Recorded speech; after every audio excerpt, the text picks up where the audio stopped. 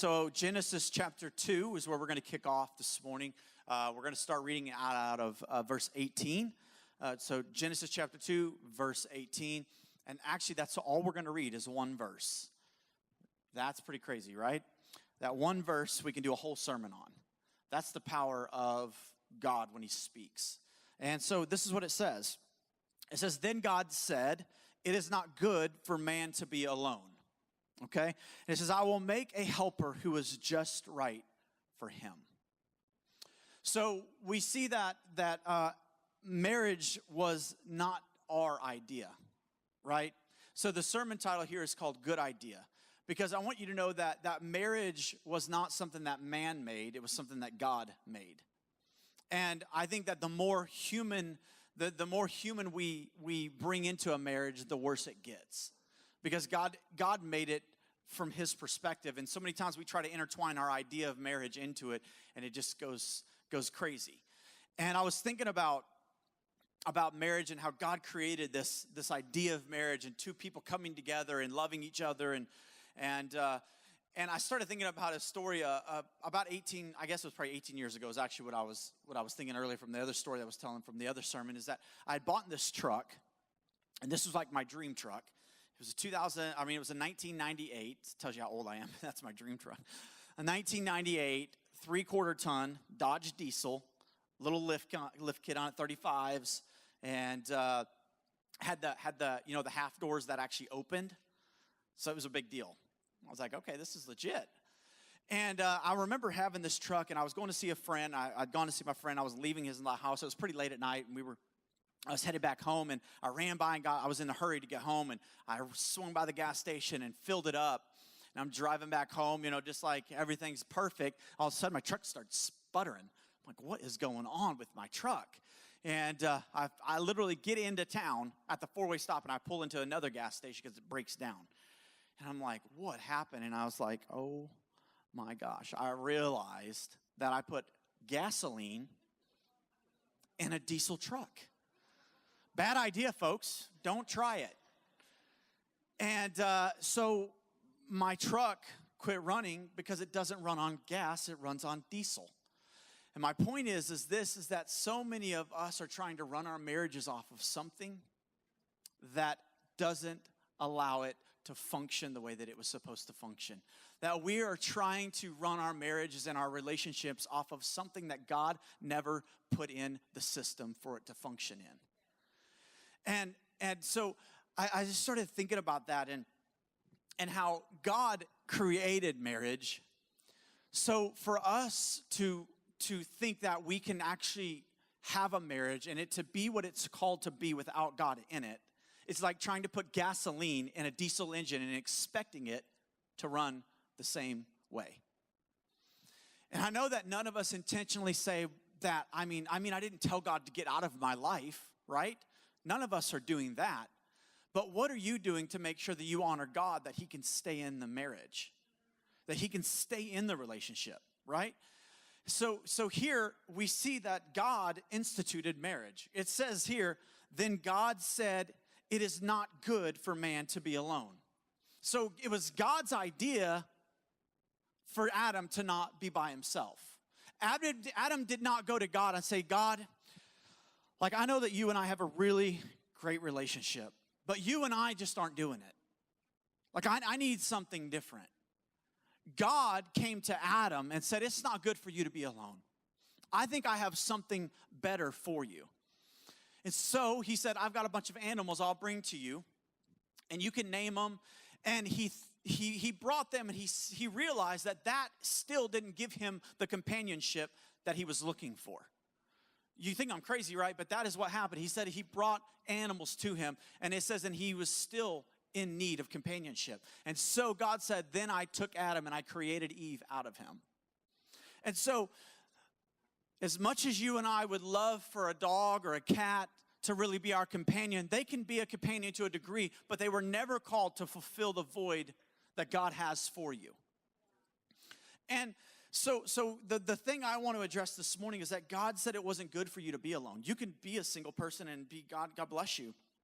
And there are certain people who choose to do that, and they have the gift and they have the ability to do that.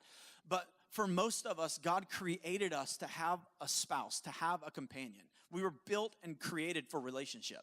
We all thrive, every one of us, that married or single, we all thrive best in relationship, right? So regardless of whether you're an introvert, a really, really deep introvert, or an extrovert, or a really crazy extrovert, all of us are made for companionship. You were made for relationship. Now, every relationship in the earth is sustained and is only its only ability to thrive and survive is through God first. Every relationship, whether it be a friend, is only sustainable. Its quality is only as good as God is in it. So whether you're single or whether you're married, it doesn't matter where you're at in the relationships. Without God in any relationship, relationships never produce what they could produce. God created it that way, right? And so I think why I'm saying that is a lot of times we think, well, if I just get married, I'll get the problems that I have with my friends will leave because then I'll have my spouse. No, you will carry that same problem that you had with your friends into your marriage, into that relationship, because it's not about the person, it's about you. And the only way that that gets fixed is when God gets invited into the relationship, right? And so, how do you know that Hollywood has done a really, really incredible job at lying to us? Right? That's what they've done. They've created an idea of what marriage should look like. But if you go through all of it, how many times do you see God involved in any marriage in Hollywood? Right. You always see the I do's and all the Notebook, right? The Notebook story. You see that as what marriage should be. And we live up to an expectation that's doomed to fail because it's never designed for that. There's a book that Alisha and I have gone through for years called The Sacred Marriage. And the whole context of the marriage is this, is that marriage wasn't created to make you happy. It was created to make you holy.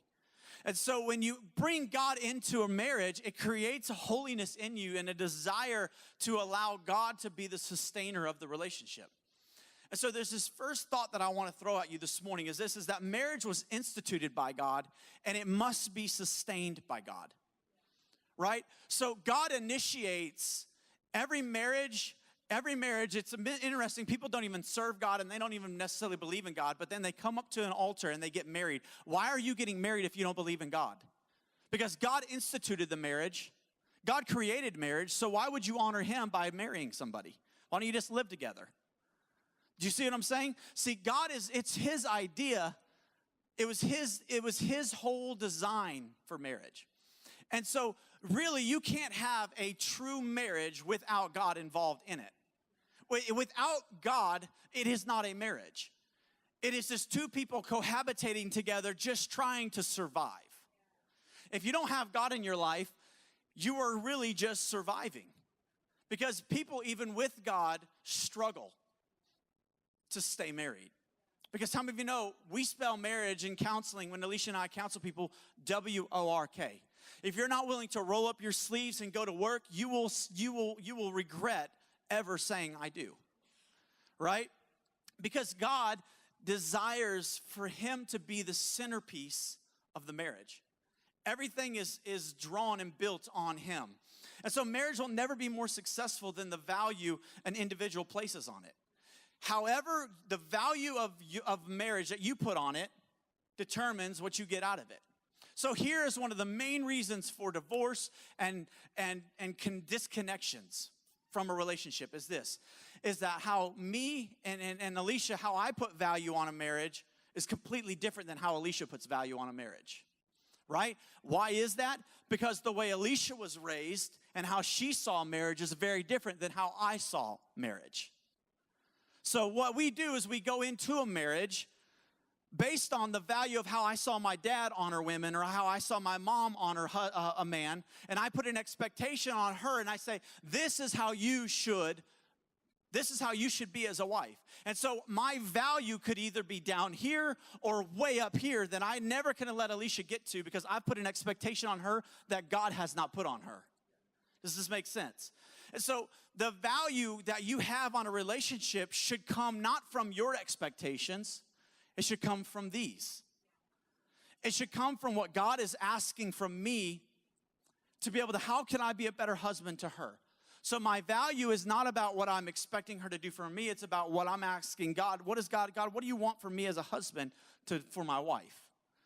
And so how we value, see, some of us, it's like, man, I really want to get married. And then once we get married, the value of the marriage begins to disintegrate because there really wasn't an actual marriage. There wasn't any value in the actual marriage. It was like, well, we just need to get married. We just need to get married and just, that's what everybody does.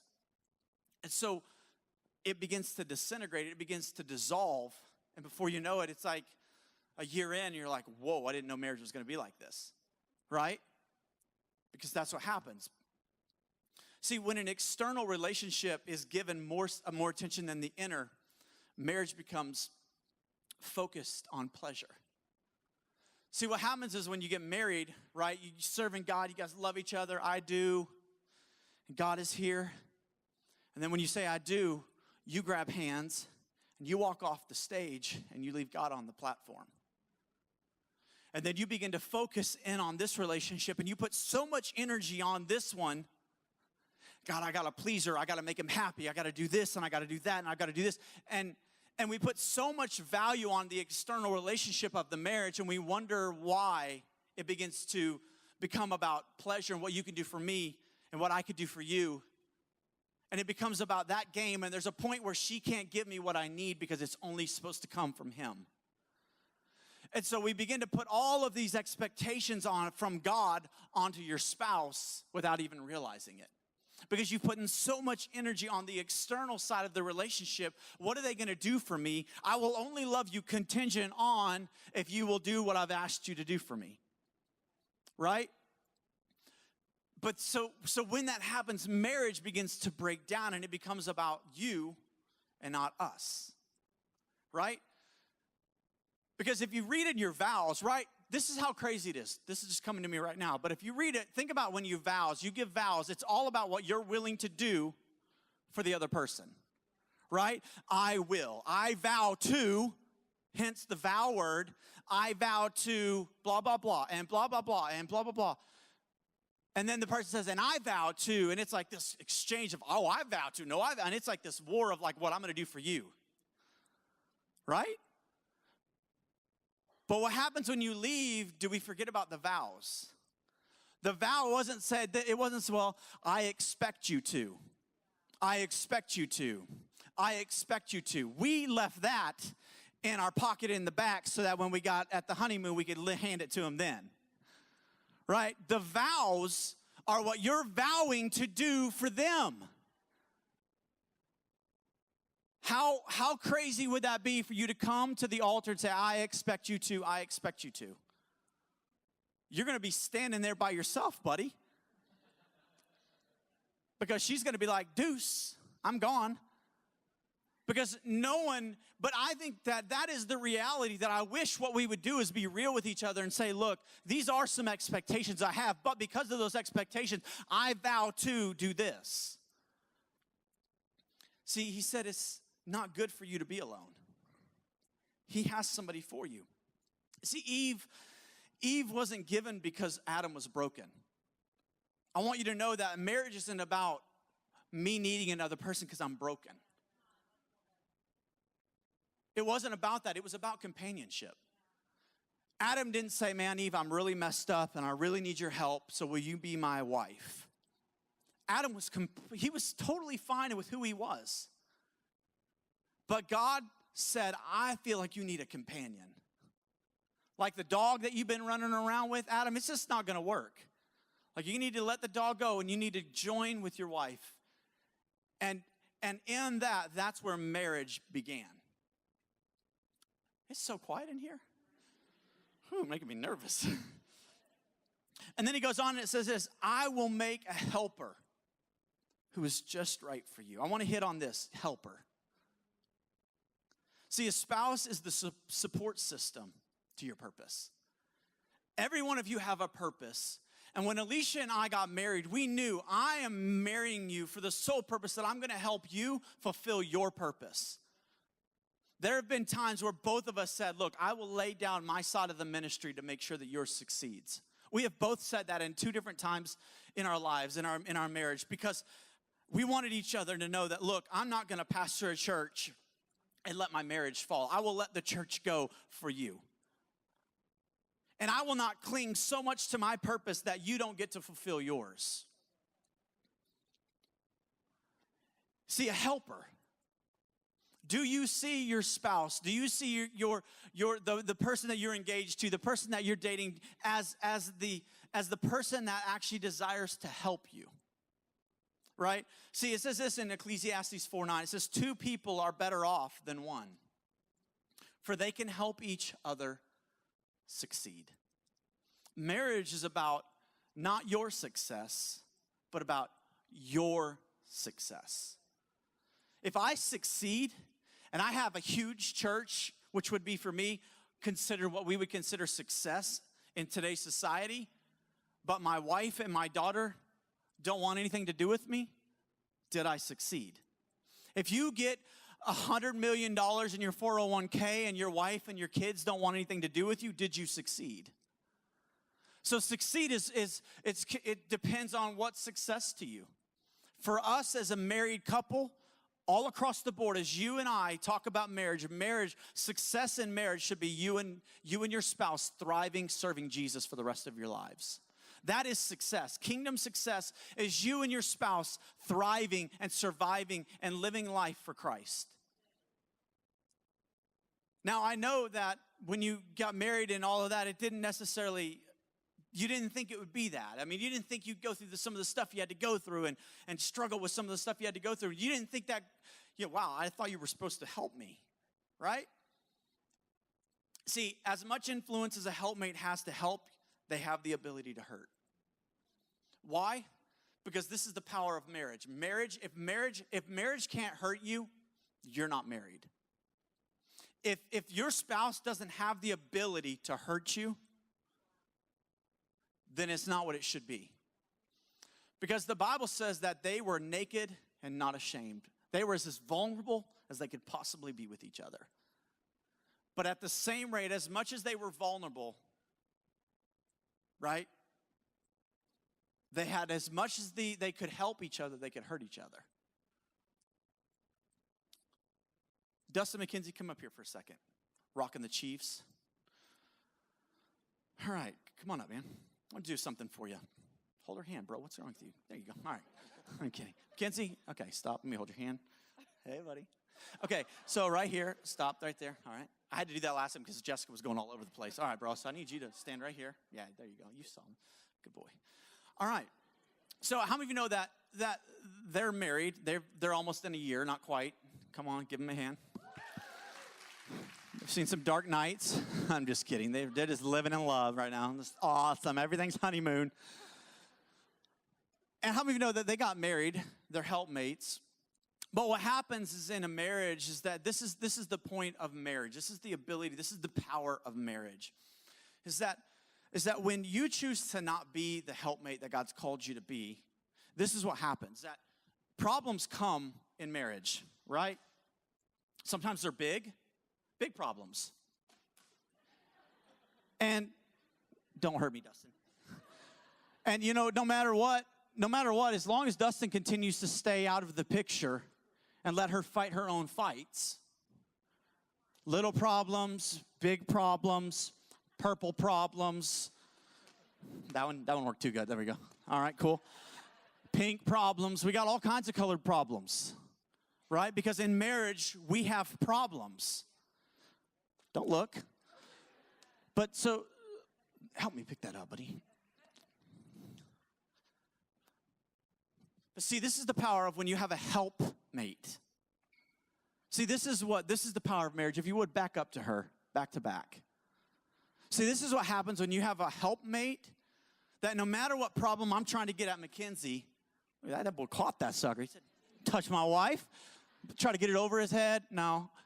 Try to get it beside without looking. No. You know what I'm saying? Like, no matter what I try to do to get her, not looking, that I can't get to her because she has a helpmate. And this is the power of what God gave us. God gave us someone to help us The problem is sometimes, Dustin, go ahead and turn around. No, over here, buddy. Come back up here. He's confused. Sorry. But sometimes, Dustin, go ahead. To do everything you've ever wanted. That's good. That's good. All right. I want you guys to stay married. Thank you. And so this is the thing. Thank you, guys. You're good, Mackenzie. Good job. Give him a hand. Hold her hand. Oh, she bailed on you, bro. Threw that ball at her too hard. She's like, we have a talk. But this is the point, is that as much as he stood back to back with her and he helped her, moving out of the way and then chunking the ball at her, he hurt her because she trusted him. See, this is the power of marriage, is that marriage doesn't fix what's broken. Marriage doesn't necessarily fix the problems that you have. But when you have a helpmate, they're created to help fight the war with you. They're called to run and fight alongside of you so that you can work through the struggles that you're going through.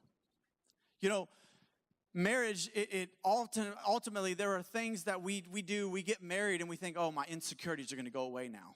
My jealousy is going to go away now. My problems are going to go away now. The problem is this, is that insecurities and problems don't go away because you get married.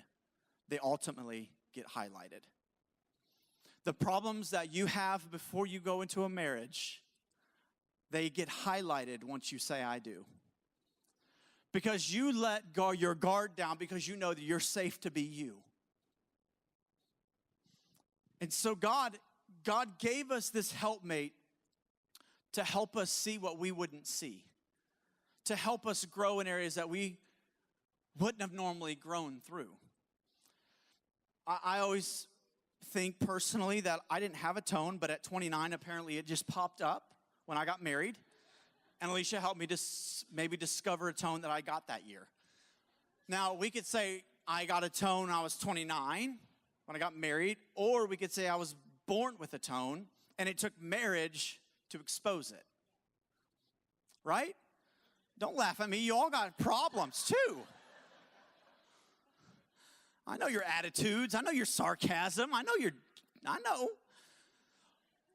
But see, I didn't know that I had a tone issue until I said I do.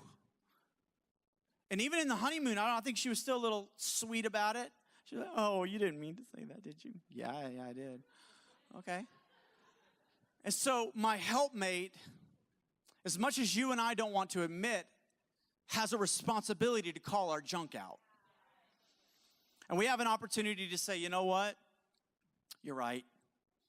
And man, I fought this tone thing for a while. But look, I finally cashed in and said, you're right. Okay, I've got a tone. And now I have a responsibility with that. I can continue to use that as a handicap. Say, well, you're just going to have to deal with me, that you married me this way. Or I have an opportunity to say, you're actually willing to help me. So now whenever I have certain things come up, help me realize it and grow through it. That is what a helpmate does. A helpmate isn't there just to highlight your problems. They're there to help you walk through your problems, to walk through your weaknesses, to walk through these things. See, there are things that you will go through because of a helpmate. There are things that if you had not married them, you would have never gone through, like the loss of a family member.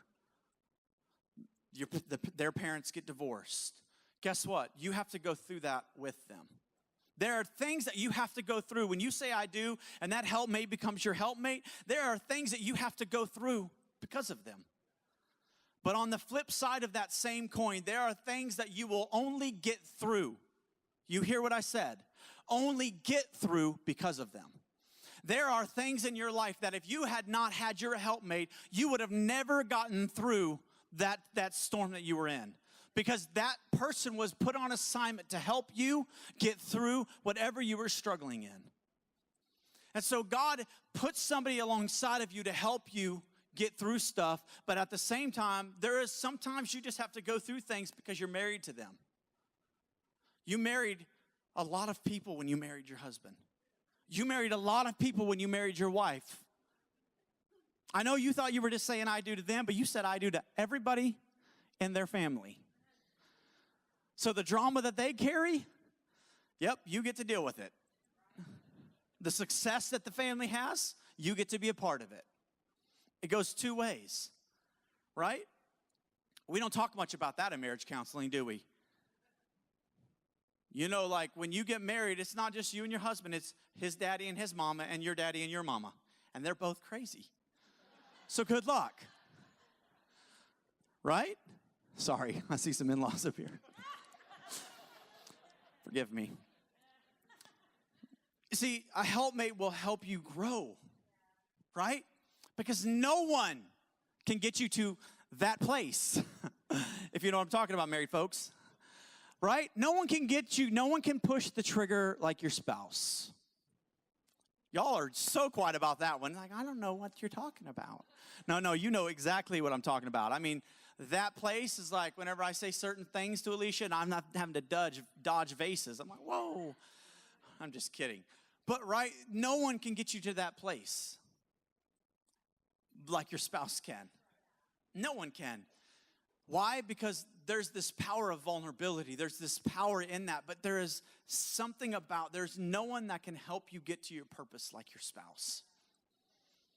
And this is the power of marriage. As much as marriage can hurt and can be tough and have to be rolling up your sleeves, and sometimes you got to work 5 days, and then you're like 2-3 weeks in, you're 2-3 months in, you're like, gosh, God, like, I don't understand. It's in those things that you grow. My marriage with Alisha is not because of all the honeymoon stuff. I hate to break it to you. But mine and Alicia's marriage is incredibly healthy because of what we were willing to go through in the darkest times in our marriage. So many of us want out when we can grow the most. Some of us we want out when it gets the most difficult, but I know Alisha more because of the problems and the struggles we've gone through. I've been able to see the emotional toll on her in certain things, and I see, wow, that really touches her. And it's only in those types of seasons that I get to see that. There are only certain areas in my life that she gets to see me for the deep parts of who I am. There's no one else that will ever get to see me like Alicia's gotten to see me. There's no one else that'll see Alisha like I've seen her. And that's the beauty of marriage, is that God allows you to see a veil into somebody's soul and to see the beauty of a creation. When God created her, okay, now I see the amazingness of when he was creating her, what he thought about. And you get to see the beauty of who God created them to be. Just right. Some of us would say, just wrong. Like, God, you totally missed it. That is not just right. That is Mr. Wrong now. I mean, I know I said I did when he was everything I thought he was, but he's nothing that yeah. It is the struggle, right? Just right. But see, when you understand that just right maybe does have flaws, that Mr. Right does have a tone, and he's working through it. He's doing everything he can. Right?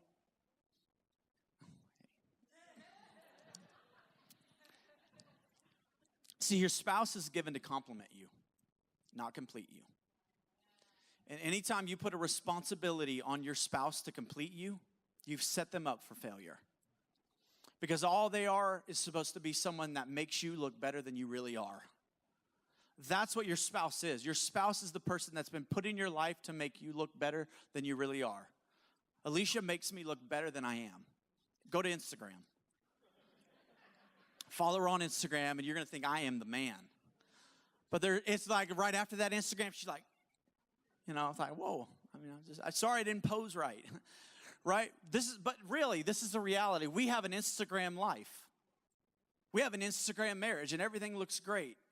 And everything looks perfect. You've been able to filter it all. You've been able to type in the right words. That's not how marriage is. And this is the problem. Most of you could look at mine and Alicia's Instagram and say, man, they've got it all together. They're pastors. They serve God. They don't have any problems. You're 100% wrong. Because Alisha and I have been in disagreements. We've been in arguments. I mean, we're pretty chill, low-key people. I mean, we may be strong-willed, maybe a little bit. We have our own way, and we, But, but this is the deal, is that, look, we all have things in our lives. And look, I'm not here to complete Alisha. That's God's job. Your spouse is not married to you to make you fixed. And we are putting a responsibility on our spouses that we should be putting on God. God, why are they not fixing me? Why do I still have all of this stuff going on in my life? It's because you've put an expectation on your spouse that it's God's. They're just simply there to complement who you are and to help you see the God in you. Alisha has helped me see my potential. She really has. She has been able to see the things in me, and in that, she's been able to shine the diamond that was rough-edged, that other people would have thrown away, but she saw it and she said, look, I think this can be an incredible set. I think this can be something of value. This is what our spouses should be. Look, I know maybe you're not there yet. So don't throw your marriage away just because you're not there yet. You're never going to get there. I always tell people in marriage counseling, you ever seen that couple sitting on the park bench out in the park, looking in each other's eyes at 75 or 80? And say, that's the kind of marriage I want. Why don't you go up to talk to them next time and ask them how they got there? Because they didn't get there because it was just a soulmate and it just worked. Every great marriage is great because of great sacrifice. Never forget that. Every marriage is great because of great sacrifice. Because of people willing to give up themselves for the other. And I can preach that way better up here sometimes than I can live it. Because I like to be selfish sometimes. And if you don't, you should be up here. Because we all got a little flesh in us. Right? I was telling some people, I think that what I'm going to do next time in every wedding that I do is I'm going to hand them a little paper and it says, some assembly required. Right after I say I do and I say, that's power in me vested in me, I'm going to hand them a paper. And it says, requires work. Assembly required. Because I think that's what we do. We think, oh, we're fixed. Happily ever after. How deceived have we become? It's not happily ever after. It's work is required. Assembly is required. It takes work to have a great marriage. You know that Northwest Arkansas is the leading state in divorce. Northwest Arkansas, per capita, for the amount of people, we are the leading. I mean, that's not something you want to lead in, okay? But it's the leading cause of divorce. We are the leading nation in divorce, or state in divorce.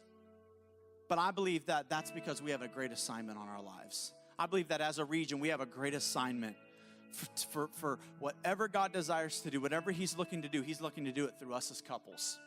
And we have to fight for our marriages. We have to contend for those things that it's difficult and it's tough, that you have to fight for it. Look, your marriage didn't come with add-ons.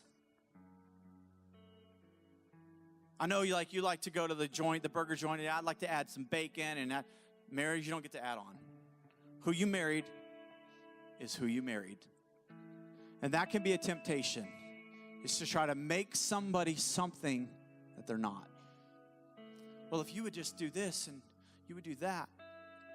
I was with my mentor. He counsels me once a month because I have a tone. And I was talking to him about just marriage and going into this series. And he said, let me tell you something. He said, I don't know if you know this or not, which I don't, because he's like amazingly smart. And he said, you know that when a person is dating and they're in the dating scene, engagement, he said there's a drug actually that's released in their body called dopamine. He said it's the same as cocaine. And he said if you've noticed couples that are dating each other, they are actually being driven by this drug. And so everything in the world looks perfect. Because that's what it does, is it makes them numb to the reality around them. thought, how profound is that? That God uses dopamine to get people married. You know? He's like, he knew what he was doing. He's like, I'll drug them until they say I do, and then I'll, reality! You know? It's awesome. But that's why when you're dating, you can get your leg amputated and the other person's face melted, and it's like, oh, I still love you. You're awesome. Come on. We'll still do life together. Right? Because everything is perfect when you're dating. Everything's perfect when you're getting engaged. And then once you say I do, it's like the dopamine begins to wear off. And reality sets in. Is this, dude, this person's breath was not that bad, I swear, when we were dating. But now it's stanky. Hey, have you signed up for that doctor's appointment yet for the dentist? What are you talking about? Oh, yeah, I put you in. You know what I mean? Because the dopamine wears off. Yeah, and their breath stinks. You didn't know they snored like that. And you didn't care. They could snore as loud as they wanted. I would lay next to them and rub their chest. Whisper night fairy tales to them. But see, this is the power of dopamine. And I think that what happens is that we can so easily get caught up in, you know, just these fantasies. And the reality is that, man, God made marriage, and it's beautiful. It's amazing. But it does require work. It does require you to maybe not care so much about you and to care more about them. And so I believe that God is going to heal some marriages over the next 3 or 4 weeks. If you haven't signed up for our marriage conference, I would strongly encourage you to do that. It'll be incredible. If you're dating and married, if you're engaged and or married, if you're wanting to be married, I would encourage you to do that. I think that any kind of wisdom and insight that you can get from other people always takes your marriage to another level.